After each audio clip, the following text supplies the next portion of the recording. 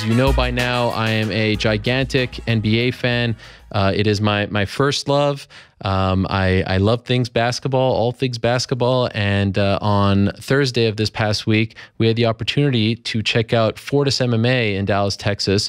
That's where Rashad Coulter trains out of. You now know, I'm sure, a lot about Rashad Coulter. He won the Fight of the Night award on Saturday against Chase Sherman. What a fantastic performance that was, even in a loss. And one of the cool things about Fortis MMA is that it is co-owned by NBA star, three-time All-Star, two-time Olympic gold medalist, Deron Williams of your Cleveland Cavaliers. And not only that, he's a huge MMA fan. And not only that, he's a former high school state wrestling champion. This man knows his fighting, and he is kind enough, in the midst of the NBA playoffs, to jump on our show. How amazing is this? He's on the phone right now, so let's not waste any more time. Deron, are you there?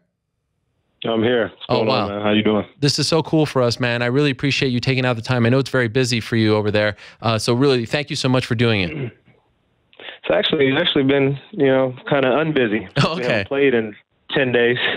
I must say, I'm kind of pulling for the Celtics because of the whole Isaiah Thomas story. But your business partner, Saif Saud, told me that if it went to Game 7, you'd have a better chance of coming on the show. So I was happy when John Wall hit the shot to extend it to Game 7 so that you could come on the program today. And I know you've had a bit of a break, so I do appreciate it. By the way, are you rooting for one team over the other tonight in Game 7?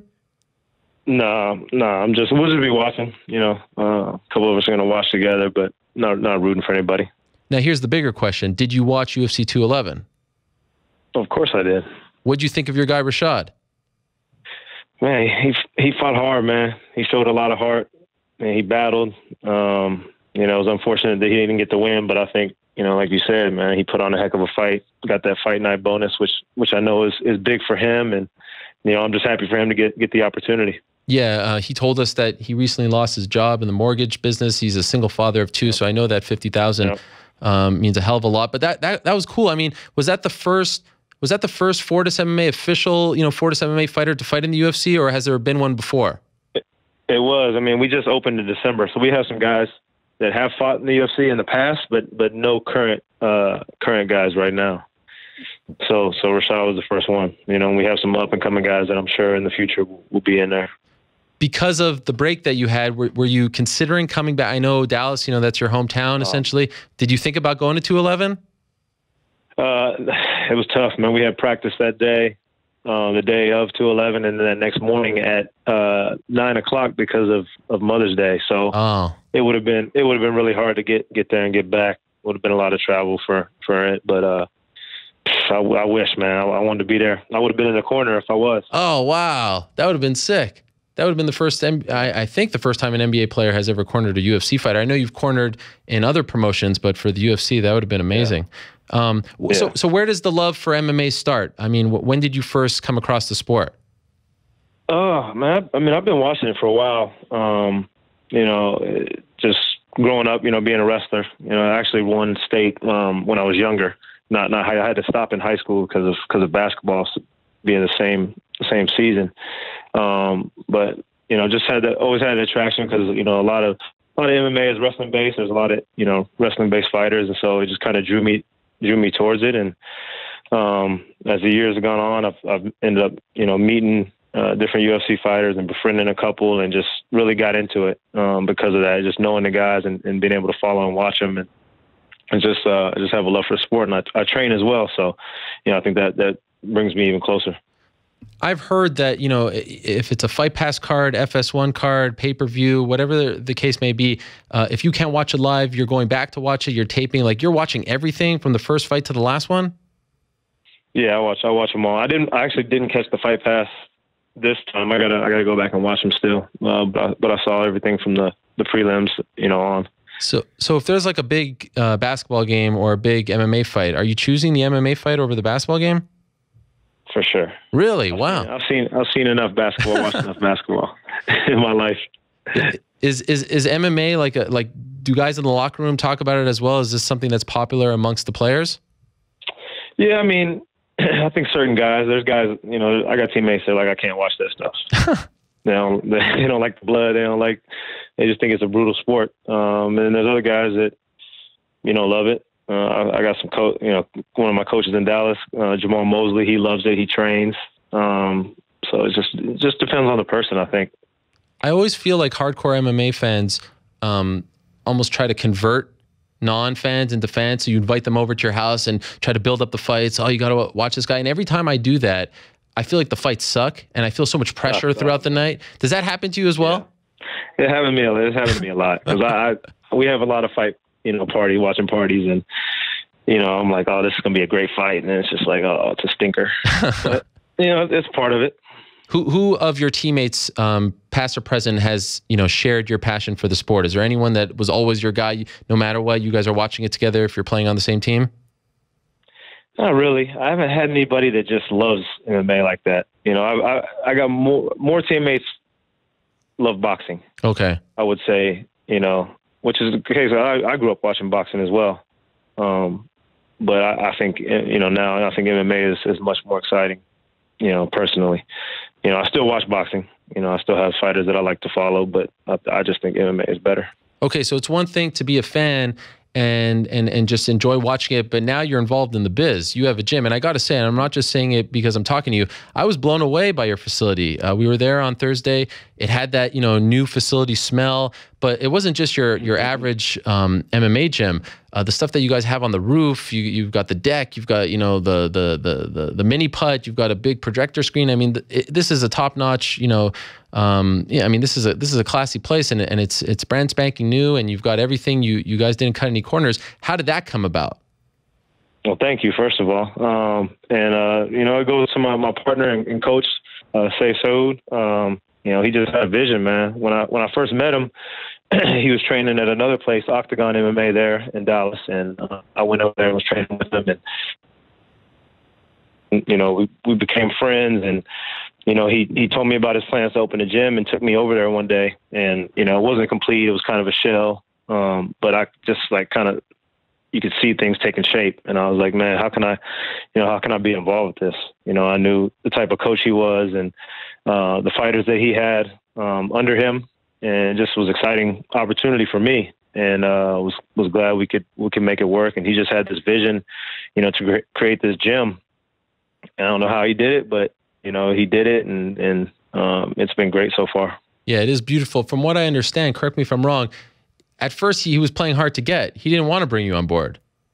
Yeah, I think they didn't really need the money. Right. They didn't need any more investors. They didn't really need it. But I think, like I said, the closer we became, we're great friends now. Talk, pretty much every week, and so I think that's what kind of made him bring me in. And when you were playing in Dallas, because the gym is in Dallas, how often were you going to the gym? I was going about 3-4 times a week, probably. Wow. Wow. Is that something that you have to clear with the team because you're doing strenuous activity? No, I'm pretty smart with the training, and he's definitely smart and knows that I can't get hurt. So, everything was really controlled and straightforward. Are you ever actually sparring and taking punches to the face? I have. Okay. You like it? Yeah, but it doesn't bother me. It's something you get used to. Is it true that you have considered doing grappling tournaments? No, I'm gonna do some JITS tournaments for sure. Really? Yeah, for sure. Are you gonna wait till you retire? Yeah, I'll probably have to. Okay. Yeah, it'd probably be the smartest thing to do. Do you compete with gi or no gi? I do mostly no gi. Okay. I've done some gi. It's just a little too slow paced for me right now. Wow. How long have you been doing jiu-jitsu for? I mean, I've been doing off and on. I've grappled with a couple of my buddies that Josh Berkman and Steven Seiler who used to be in the UFC. Yeah. I grappled with them in Utah for a couple of years now. And I work out and train at Absolute MMA with Rob Hanley in Utah when I'm out there in the summertime. So I've been doing that for about, 4 years off and on. But really picked it up over the last year and a half pretty seriously. So you were doing this training even at the beginning of your NBA career. Does that mean, because I know you have a house in Utah still, right? Yes, I do. Are you going to try to branch out and have gyms all over the country? No, I mean, that's up to Safe, you know, but I don't know if he I think he just wants to stay based in Dallas, which I don't blame him, and just focus on that one gym, making that one gym great, and, you know, building it up. As I mentioned earlier, you've cornered a fighter in Legacy before. For someone, you know, like yourself, who's played in the playoffs, you've played NCAA tournament, the biggest stages possible. What was that like for you to be in the corner and kind of somewhat helpless in everything? And I know you sort of relied on the coaches, but to be involved in that experience, walking down, seeing your fighter go in the cage, just the whole thing. Did you enjoy it? Oh, it was great. You know, it just offers. I mean, I've been to fights before. You know, I've been to many fights, and you know, there's definitely a lot of excitement in the building. But when you're kind of invested, more invested, and you know that person, you've seen them train day in and day out, and you want them to succeed, man, it's a little nerve-wracking, honestly. You know, I don't get nervous for basketball games anymore. I haven't for, you know, since probably my rookie year. So I was nervous out there. I cornered about 5 fights that night. Wow. We had like 7 guys on, and I cornered for like 5 of them. So, you know, it was definitely a unique experience, and something I definitely loved. What was your role in the corner? No, it's mainly just to observe and just to get the experience, I think. You know, I don't want to sit there and yell out something wrong. Right. And what was your record? I'll let Safe do it. We went 6-1 that night. Oh, wow. And only loss was in the title fight. But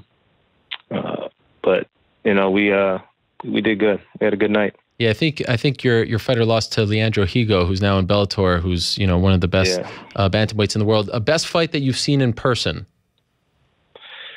Best fight that I've seen in person?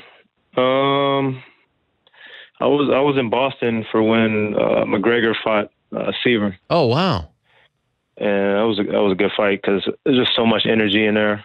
You know, Irish people they bring a lot of energy and definitely love Conor McGregor. So that was it was great to be there for that. Now that was in the middle of the season. How did you end up there? I was in this when I was playing for Brooklyn. So right. It was just a quick trip up to Boston and back. Yeah. I love that. And who's your current favorite fighter? Who's the guy, no matter what, you have to watch him live? Oh man, I couldn't even pick, man. There's so many fighters I like. Top 2, 3? You put me on the spot. Right. Well, John Jones was my favorite fighter. Oh, and was. Once he gets back, you know, he hasn't fought in 2 years. Yeah. So it's hard to say, you know, somebody that's not out there. But I love watching Mighty Mouse. You know, he's amazing. You know, he's just so technical. He's great stand-up, wrestling. He's slick on his back. I mean, and he can do it all. You see, now you've just earned some street cred because, you know, anyone could say Conor or, you know, Ronda, whatever, but you pick Mighty Mouse. Like, that's the hardcore fans pick right there. So like, not a lot of people like the 125ers. Right. You know, because there's not a lot of knockouts, you know, to be honest, you know. But, I mean, just watching him and what he does, and it's just crazy. You know, he's so patient. You know, he's so smart. You know, you watch like a couple of his fights where he has the submissions. You know, he waits till the last 10 seconds of a round and then he tries something instead of trying, you know, with 2 minutes and losing position and then being on the ground. He's just smart and efficient in what he does. So now that he tied Anderson's record, some are saying that, you know, he's the best of all time. How do you feel about that? Because there's also an argument to be made that he hasn't fought the level of competition, right? I was just arguing with somebody the other day about that. Oh, okay. You know, it's tough to say, you know. Anytime you're comparing pound for pounds, it's tough. It's tough to judge, you know. But I mean, you got to make an argument for him. And he beats who you put in front of him. You know, his one loss is to Dominic Cruz at 135. So that's it. But I love Anderson too. You know, and like you said, he's beaten a lot of Hall of Famers, you know, in his career, and so that's tough, man. I don't want to have to make that decision. Well, it's just a debate. It's a barbershop debate, if you will. Who's your pick for best of all time, though? Is there one that sticks out? Oh, man. That's tough, too. I honestly believe if John Jones was still fighting, you know, up these last 2 years, I would say him. Okay. That's just my opinion. like I said, he's my favorite, so I'm a little biased. I mean, GSP's got to be up there for sure. I think the top, you got to go GSP, you got to go Mighty Mouse, Anderson, John. You know, can't go wrong, really. Yeah. And what about pound for pound right now? Because I feel like Daniel Cormier doesn't get the respect that he deserves, considering what he's done at heavyweight and light heavyweight. Do you put him in the pound for pound discussion or not yet? Does he have to beat John, in your opinion, first? Yeah, I think I need to see another fight with him and John. Okay. You know, I think John. I mean, John. He gave John a good test, but I mean, John was never in danger of losing that fight. You know, controlled it. You know, from start to finish, and you know, got takedowns, did everything he needed to do, landed strikes. So it was a great fight, but I think John won it. So I need to see that next fight between them two, a rematch. Has what's happened with John changed your opinion of him at all as a fighter? Not as a fighter. You know, it's just disappointing, man, when you like somebody and you want to see him fight, and then, you know, stuff happens, you know, in his life, and I'm sure he's learning from it, you know, and I wish nothing but the best from him, you know, for him, and hopefully he bounces back, man, because I want to see him out there, you know, doing what he loves doing. How closely, Deron, do you pay attention to the business of MMA? Because there's a lot of talk that the fighters, you know, need some sort of representation and association, some protection, that they don't make enough money as far as the fights are concerned. They make no money from the TV deal, very little in sponsorship. Do you think about these things? Do you talk to the fighters? Do you feel like it needs to change?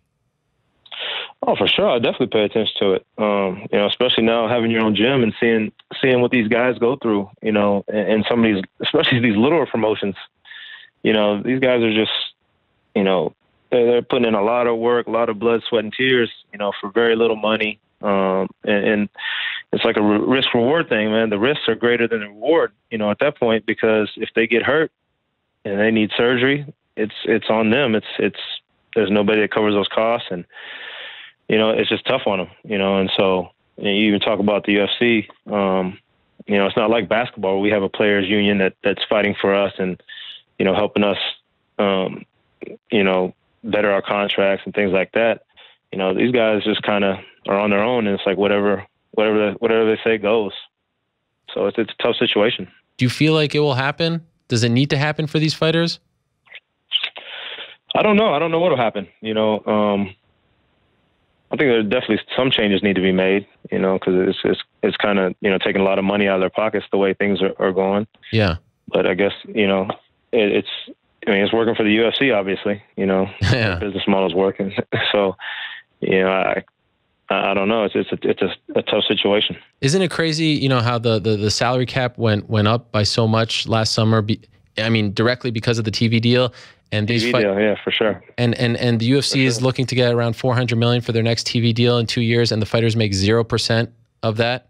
Yeah, that's tough because, like you said, I mean, ours went up, and so did our pay, you know, and everything with that. And so, yeah, that's definitely something. I think that I don't know how you go about forming a union, you know, because when I got into the NBA, the union was already formed, you know, and so. It's tough, man. I know guys have talked about it. You know, you've seen fighters talk about it in the past, but it seems like when they talk about it, they end up in Bellator. And do you watch Bellator as well, by the way? I watched a little bit. You know, it doesn't get promoted as well, so I never even know when it is. You know, I got the UFC Fans app, UFC TV app. I got Fight Pass, so I always know when everything is. UFC, it's like, first, I don't watch Spike TV, so I never know when fights are going to be on. Damn. But I'll catch them. I'll catch them, you know, every now and then, especially if King Mo's fighting. That's your guy. He's another Dallas guy. He's a Dallas guy, so, you know, I watch him. If you're not playing on Friday, write it down on your calendar. Spike TV Friday, Rory McDonald against Paul Daly, Bellator. That's a fight you need to go out of your way to watch. That's gonna be a good fight. Yeah. That'll be a good fight. I'll record that one for sure. Okay, cool. By the way, before I let you go, I'm just curious, this is the basketball fan of me coming out. How much are you enjoying all of this? Because it felt like in Dallas, you know, things weren't really going anywhere as far as playoffs are concerned. Now here you are with this super team, conference finals. I mean, we all kind of think you go into the finals. Does it feel like you have like this new lease on life? How would you describe this? For sure, man. It's been a blessing, you know, and I love my time in Dallas, and I was happy, you know, staying there, even though we weren't we weren't going to make the play. Well, we had a chance to make the playoffs, but it wasn't looking good for us just because the organization was so great and coaches and my teammates. But, this has definitely been a great opportunity for me. I haven't been to the conference finals since my second year in NBA. And so it's one of those things where it's just like, you don't know when these opportunities are going to, come. This could be my only chance to get to the finals and compete for a championship. So, I'm just making the most of it and trying to enjoy it and soak it all in. It's been a great experience. What has surprised you most about LeBron? It's one thing to play against him, but to be in the locker room with him, has anything kind of jumped out at you?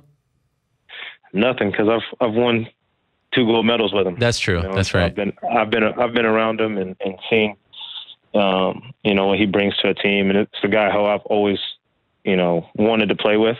Even when I was on other teams, and so I'm definitely glad I got this opportunity to play with him because he's going to go down as one of the all-time greats for sure. And it's an honor to play with him. And do you feel comfortable now? It's one thing to like come on a team, off season, but midway, the champs, they've got a thing going. They've got a lot of big names.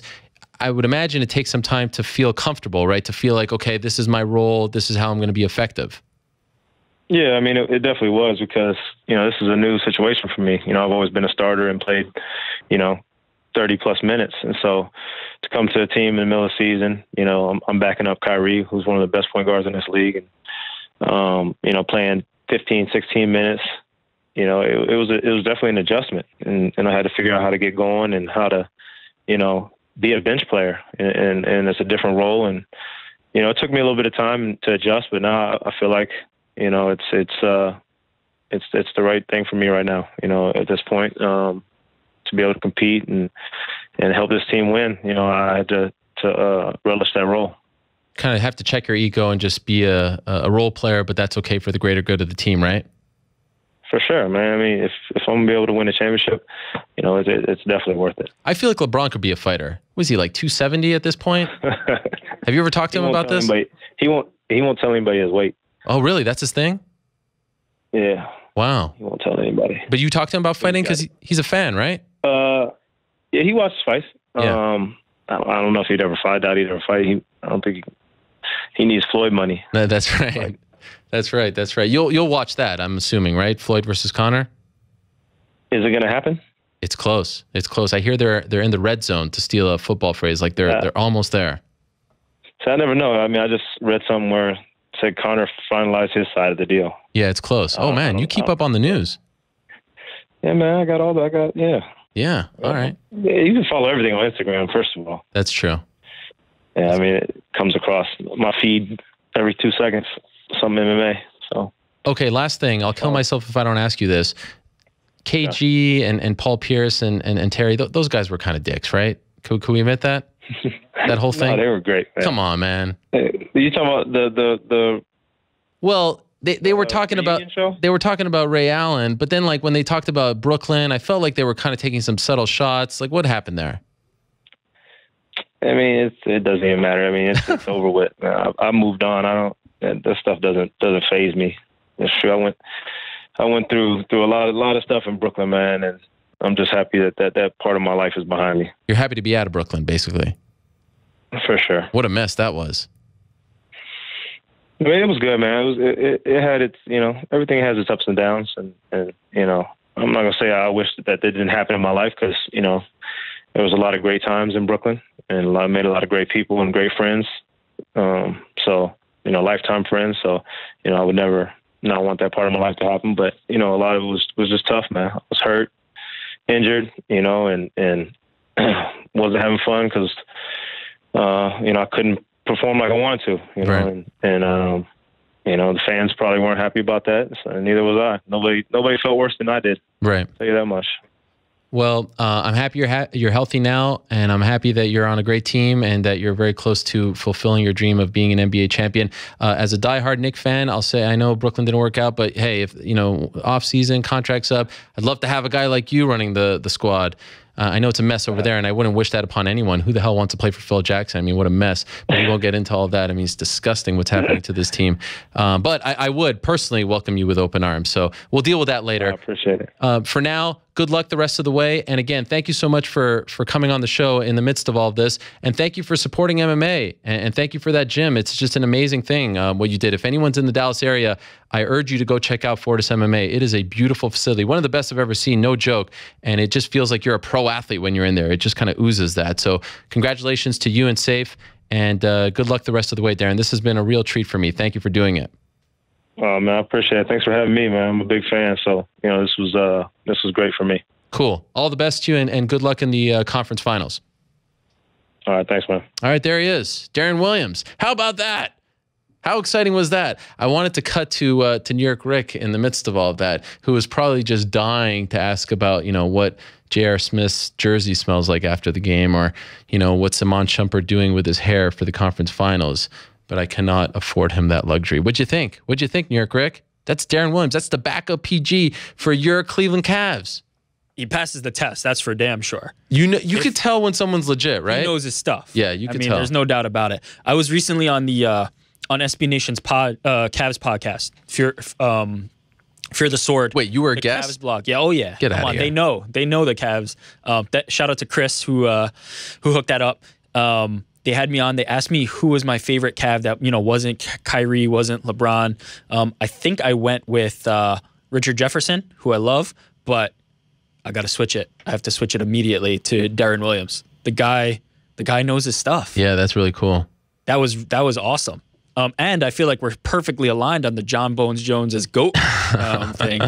So I was impressed. Did you ask him any questions when you teed him up? I had to, kind of keep it. You were all pro? You didn't say good luck? I didn't say hope you guys win and that type of thing. Nah, come on. This is now, big time. This is got to keep it pro. See, now I'm a little bit torn because I like the guy so much. I mean, look. Now I have to root for the Cavs? You're known to jump bandwagon. That's true. So this one's open. If you want to get on a championship squad, this is your best shot. It's not going to happen on for the Knicks. So no, it's not. I think I'm. You know what? I don't know. We'll see what happens tomorrow. Look, you got your hooks in the Jazz. You've got this connection Jazz to the Cavs who? now. I'm done with the Jazz. Damn. Oh my God.